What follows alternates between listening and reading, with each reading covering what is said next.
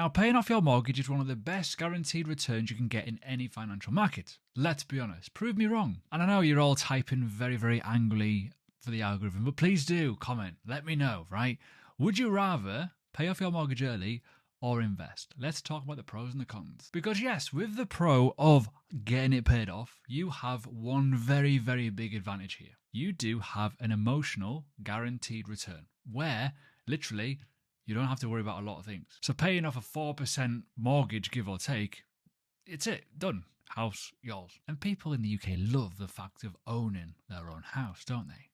We hate investing into UK society. And with that, you have total peace of mind. No mortgage equals no stress. If the economy crashes, you can sleep.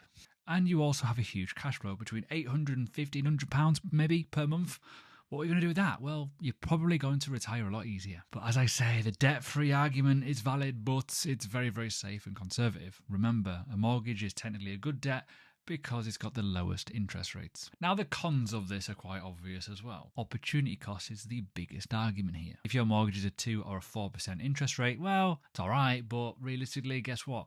Stock market usually outperforms that, between 7 and 10%. So yes, you're leaving long-term growth on the table here. Reducing liquidity is the most obvious one in my eyes because you can't sell a bedroom, you can't sell your garage, you've got to literally be stuck with it until, or maybe you want to sell or downsize your house. And also as well, weirdly, inflation makes your house a little bit cheaper over time because it's sat there at a fixed price.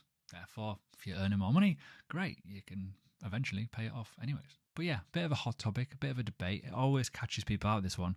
But yeah, let me know what you think. Would you rather have a mortgage or would you rather invest heavily in the stock market? And if you like this sort of stuff, don't forget to like and obviously follow.